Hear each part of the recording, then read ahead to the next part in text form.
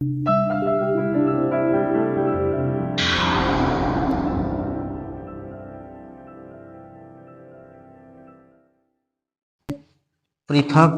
का नियम। पृथक्करण का नियम मेंडल का दूसरा जो नियम है वो क्या है? पृथक्करण का नियम। पृथक्करण का नियम इसको कहते हैं law of segregation. Law of segregation.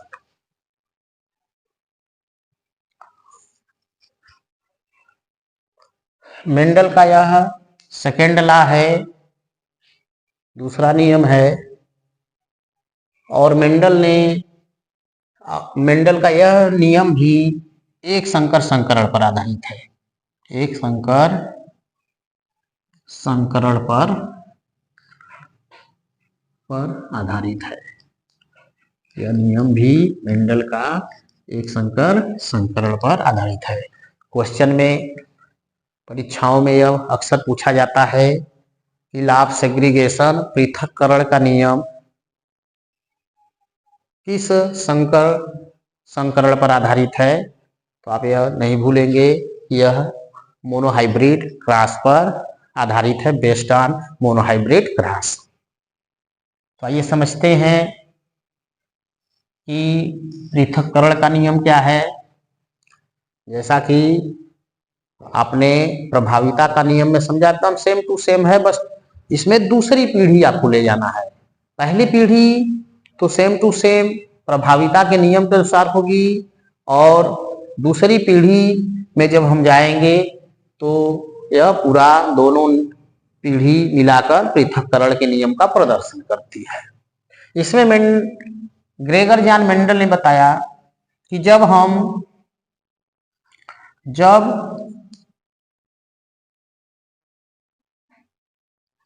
एक जोड़ी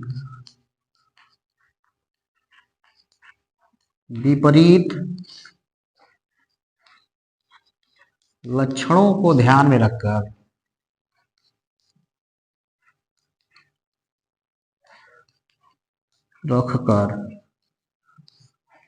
संकरण कराते हैं,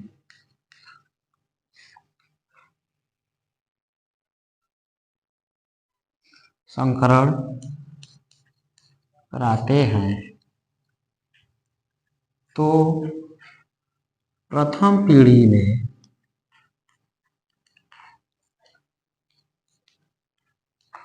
सभी प्रभावी लक्षण वाले संतान उत्पन्न होते हैं। संतान उत्पन्न होते हैं।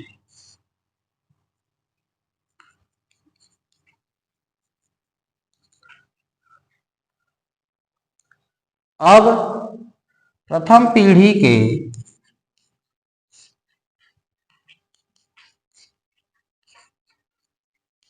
दो संतानों के बीच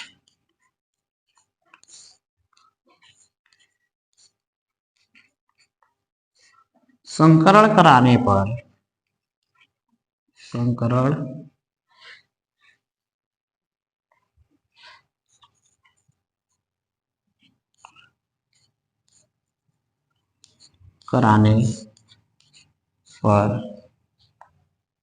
द्वितीय पीढ़ी में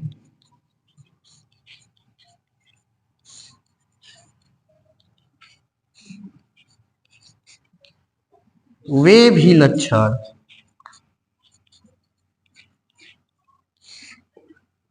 पृथक होकर, पृथक मीन्स अलग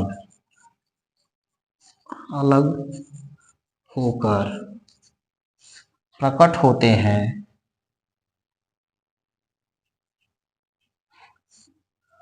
प्रकट हो जाते हैं, जो प्रथम पीढ़ी में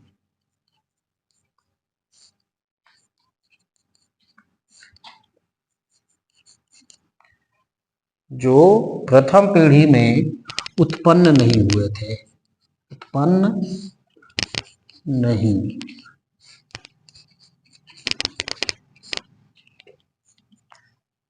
हुए, इसे ही पृथक्करण का नियम कहते हैं। मेंडल ने क्या बताया कि जब एक जोड़ी विपरीत लक्षणों को ध्यान में रखकर संकरण कराते हैं तो प्रथम पीढ़ी में सभी प्रभावी लक्षण वाले संतान उत्पन्न होते हैं और प्रथम पीढ़ी के किन्हीं भी दो संतानों के बीच संकरण कराने पर द्वितीय पीढ़ी में वे भी लक्षण पृथक अलग होकर प्रकट हो जाते हैं जो प्रथम पीढ़ी में उत्पन्न नहीं हुए हैं। इसी को ग्रेगर जॉन मेंडल ने पृथक्करण का नियम कहा, लॉ ऑफ सेग्रीगेशन। अब आइए इसको हम एग्जाम्पल से समझते हैं कि कैसे यह प्रमाणित होगा।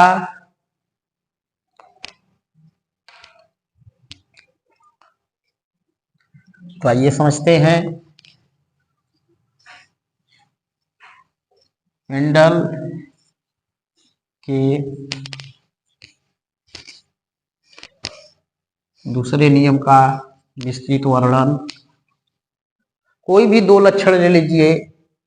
जैसे मेंडल ने प्रभाविता के नियम में लंबा बौना लिया था, आइए उसी लक्षण को लेकर हम लोग पृथक्करण के नियम का अध्ययन करते हैं। जैसे लंबा पौधा और बौना पौधा, बौना पौधा के दो माता पिता ले लिए, पेरेंट्स हैं माता पिता। लंबा के लिए जीन जो होगा कैपिटल टी होगा और बौना के लिए स्मॉल टी। इनके बीच क्रॉस करा दे, संकरण करा दे, इन्हें हम क्या कहेंगे? पेरेंट्स कहेंगे, माता पिता।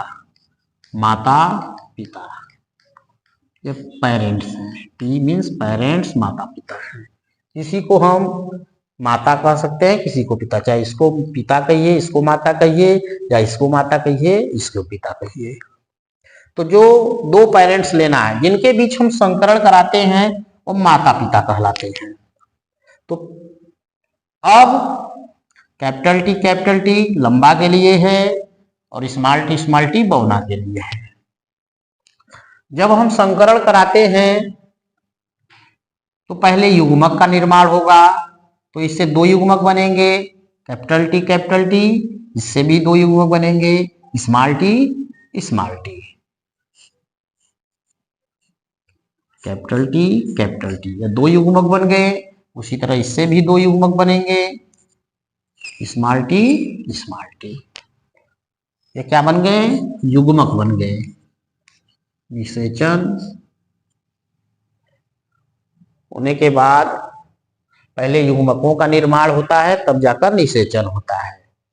अब जब इनमें फर्टिलाइजेशन होगा, निषेचन होगा, तो क्रमशः 4 संतान बनेंगे और चारों संतान में जीन एक समान होंगे। कैसे? जैसे इस कैपिटल टी का इस स्मॉल टी से मिलन हो गया युग्मक से, तो क्या बना? Capital T, small T. तो यह पहला संतान है, पहली पीढ़ी का संतान है, इसलिए इसको प्रथम पीढ़ी का संतान कहते हैं या प्रथम पीढ़ी कहेंगे। F1 पीढ़ी, F1 जनरेशन, फर्स्ट फिलियल। और यह किस लक्षण वाला होगा? कौन से लक्षण वाला?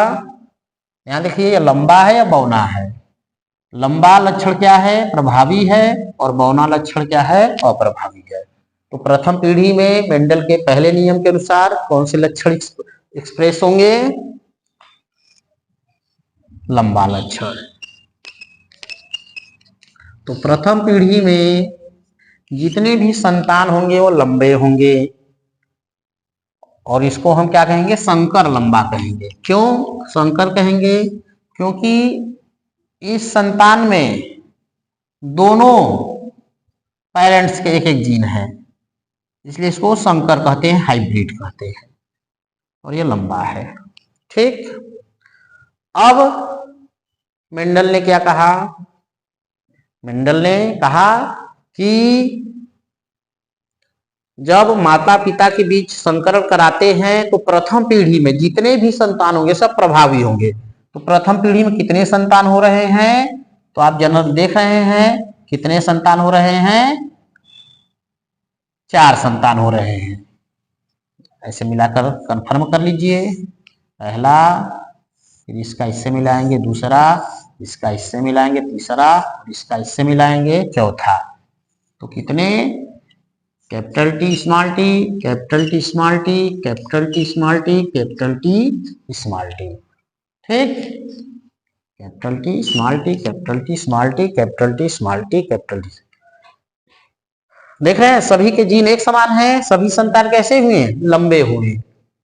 Capital T small T, capital T small T, capital T small T, capital. तो प्रथम पीढ़ी में जितने भी संतान होते हैं सब प्रभावी लक्षण वाले होते हैं, जिसे मेंडल ने प्रभाविता का नियम कहा। अब उन्होंने आगे क्या कहा कि प्रथम पीढ़ी के किन्हीं 2 संतानों के बीच संकरण कराने पर, तो प्रथम पीढ़ी के किन्हीं 2 संतानों को ले लीजिए, 4 संतान हैं, किन्हीं भी 2 संतान को ले लीजिए। आइए इधर, तो इसको हम थोड़ा सा छोटा कर लेते हैं, इसे आसानी से उधर लिख लें। ये है, यह युग्मक है, और यह क्या है? F1 जनरेशन है। अब प्रथम पीढ़ी के 2 संतान ले लीजिए, capital T small T, capital T small T. यह प्रथम पीढ़ी के कितने संतान हैं? 2। तो निषेचन से पहले इनमें क्या होगा? युग्मक का निर्माण होगा। तो युग्मक का निर्माण के लिए इस तरह से 2 युग्मक इसमें बनेंगे, एक कैपिटल टी और एक स्मॉल टी। फिर उसी तरह इसमें भी 2 युग्मक बनेंगे, इसमें भी कितने युग्मक बनेंगे? 2 युग्मक, एक कैपिटल टी और दूसरा स्मॉल टी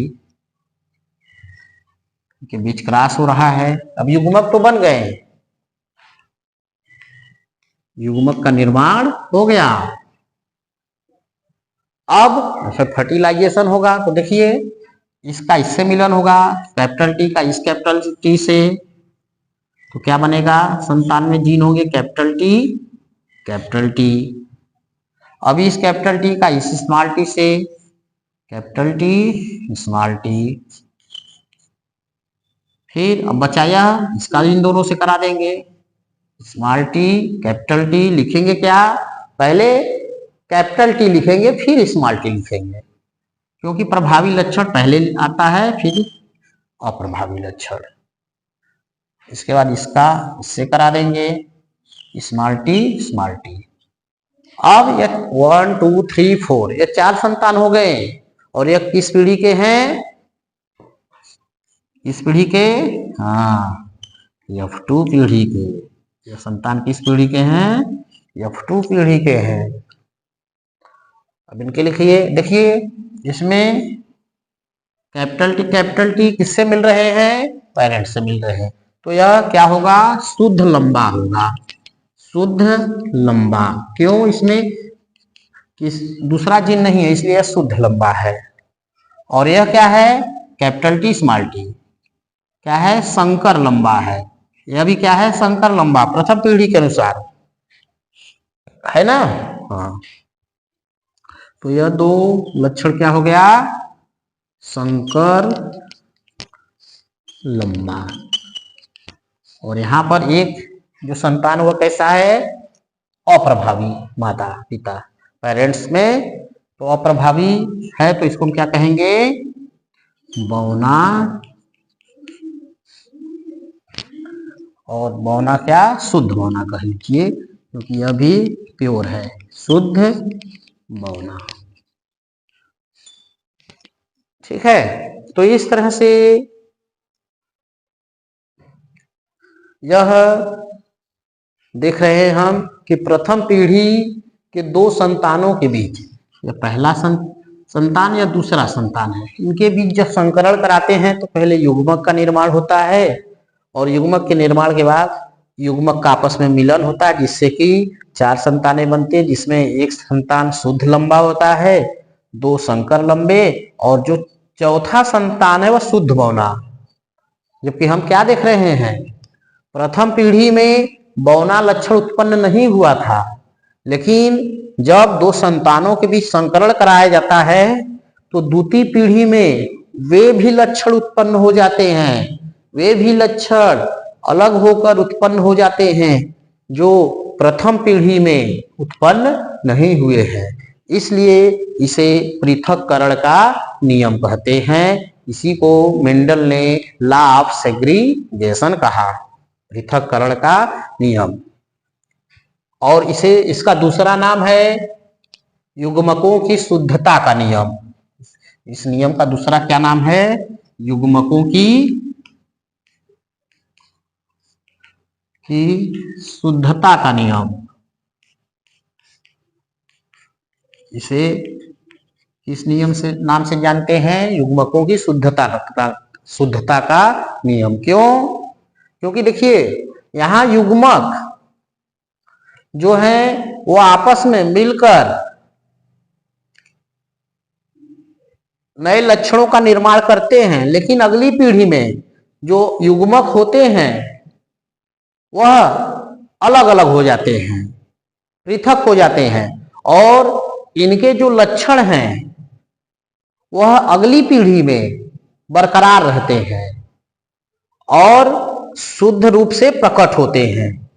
इसलिए इसे युग्मकों की शुद्धता का नियम कहते हैं, क्योंकि इनके लक्षण उन्हीं युग्मक पर प्रेजेंट रहते हैं, दूसरे युग्मक पर नहीं जाते हैं। तो इस तरह से यह मेंडल के दूसरे नियम का वर्णन है, जिसे हम पृथक्करण का नियम कहते हैं। अब इसमें हम बहुत ही इंपॉर्टेंट क्वेश्चन आता है इसका, जीनोटाइप फिनोटाइप। इसको पढ़ने के बाद परीक्षाओं में छात्रों से पूछा जाता है कि पृथक्करण नियम में जीनोटाइप और फिनोटाइप क्या होता है। तो अक्सर छात्र इनमें जीनोटाइप और फिनोटाइप बताने में भ्रमित हो जाते हैं, नहीं बता पाते हैं कि what is genotype, what is phenotype. तो आइए हम पृथक्करण के नियम में जीनोटाइप और फिनोटाइप के बारे में अध्ययन करेंगे। पहले इसका अनुपात निकालने से पहले हम समझेंगे कि जीनोटाइप क्या होता है और फिनोटाइप क्या होता है। फिनोटाइप, फिनोटाइप, फिनोटाइप, फिनोटाइप को हम समलक्षणी कहते हैं। हिंदी में हम इसको समलक्षणी कहते हैं। फिनोटाइप को क्या कहते हैं? समलक्षणी। कहने का मतलब कि कोई जनक है तो उनका बाहरी लक्षण कैसा है, उनका रंग कैसा है, रूप कैसा है, आकार कैसा है, वो बाहर से कैसे दिखाई देते हैं, तो उसी को हम समलक्षणी कहते हैं, फिनोटाइप कहते हैं। जैसे लंबा बौना हो गया, काला गोरा हो गया, लाल पीला हो गया, लाल सफेद हो गया, हरा पीला हो गया, गोल झुर्रीदार हो गया। ये सब क्या है? ये सब फिनोटाइप है। संतान कैसे दिखाई देते हैं, बाहर से वह कैसे दिखाई देते हैं, उसी को हम फिनोटाइप या समलक्षणी कहते हैं। किसी भी संतान के बाहरी बनावट, रंग, रूप, आकार को हम फिनोटाइप कहते हैं। आइए अब समझते हैं जीनोटाइप। जीनोटाइप,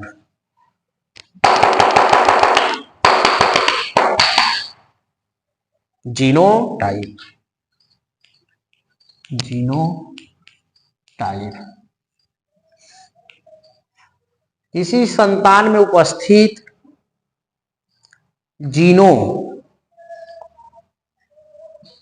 के रूप जीनोटाइप कहलाते हैं। किसी संतान में उपस्थित जीन, ऐसे जीन हैं, उसी को हम जीनोटाइप कहते हैं, जिसे हम समजीनी कहते हैं। समजीनी, हिंदी में इसको क्या कहते हैं? जीनी, जीन, समजीनी। कहने का तात्पर्य है कोई संतान है, अगर हमको उसका जीनोटाइप बताना हुआ हो तो हम उसके जीन को देखते हैं कि उस संतान में कैसे गुणसूत्र हैं, कैसे जीन है। जैसे लंबा के लिए, शुद्ध लंबा के लिए जीन क्या है? कैपिटल टी है, तो यह इसका जीनोटाइप हुआ। अगर शंकर लंबा के लिए पूछे तो इसका जीनोटाइप क्या है? Capital T small T.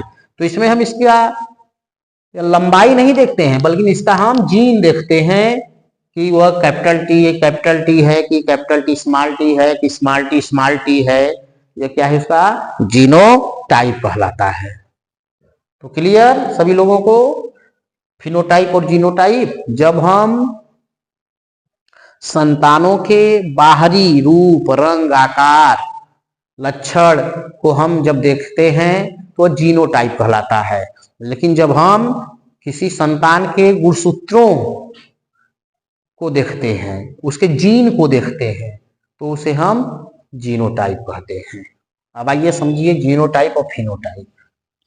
Question में आ जाता है कि एक संकर संकरण में जीनोटाइप और फिनोटाइप बताइए।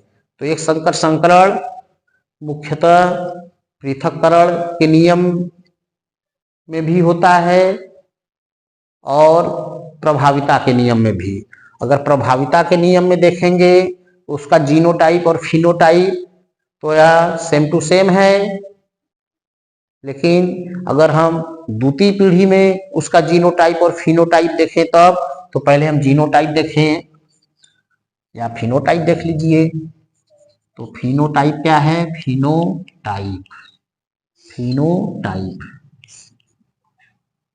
फिनोटाइप, अब हम फिनोटाइप में उसके बाहरी लक्षण देखेंगे। तो बाहरी लक्षण में हमको क्या, यह तो दिखाई नहीं देगा, केवल उसका रूप, रंग, आकार, लंबाई, चौड़ाई दिखाई देगा। तो लंबा कितने हैं? तो यहाँ यह शुद्ध और संकर लंबा से मतलब नहीं, लंबाई की बात हो रही है ना। जैसे पौधा है, तो अगर इस तरह से पौधे हैं,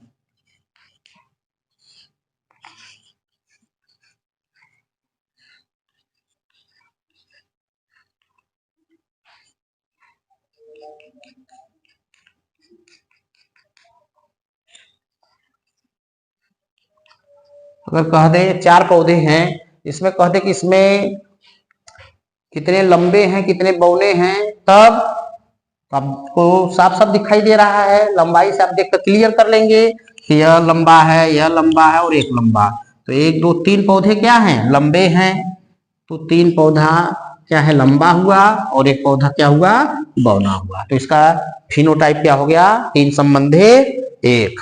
अगर इसी को परसेंटेज में पूछ ले, प्रतिशत में, तो 100% है, तो 4 है तो एक एक कितने होंगे? 25%, 25%, 25%, 25%। और 3 लंबे हैं तो 25, 25, 25, 50 और 25 त्याई 75। 75% क्या हो गए? लंबे हो गए। संबंधे 1 जो है बौना हो गया। 25% क्या हो गया? बौना हो गया। तो इसका अनुपात, या तो अगर रेशियो में पूछता है तो 3 संबंधे 1 दीजिए, अगर परसेंटेज में पूछता है तो 75%:25%। क्लियर? अब आइए इसका जीनोटाइप देखें। तो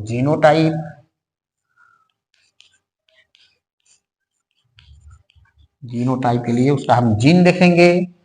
तो कैपिटल टी कितने हैं? 1 है। कैपिटल टी स्मॉल टी कितने हैं? 2 हैं। कैपिटल टी स्मॉल टी के एक यह हो गया और एक यह हो गया। और स्मॉल टी कितने हैं, 1 हैं। तो इसका रेशियो क्या हो गया, 1 संबंधे 2 संबंधे 1, 1:2:1 का। क्लियर। अगर इसी को परसेंटेज में पूछ दे तब कमेंट कर बताइए कि पृथक्करण के इस नियम में इसका जीनोटाइप क्या होगा। प्रतिशत में हमको कमेंट करिए सभी लोग, जितने भी लोग हैं प्रतिशत में इसको हमको कमेंट कर बताइए। इसके बाद मेंडल का तीसरा नियम है, उसको हम अगले वीडियो में अपलोड करेंगे। और आप लोगों को यदि वीडियो अच्छा लगा हो लाइक करिए।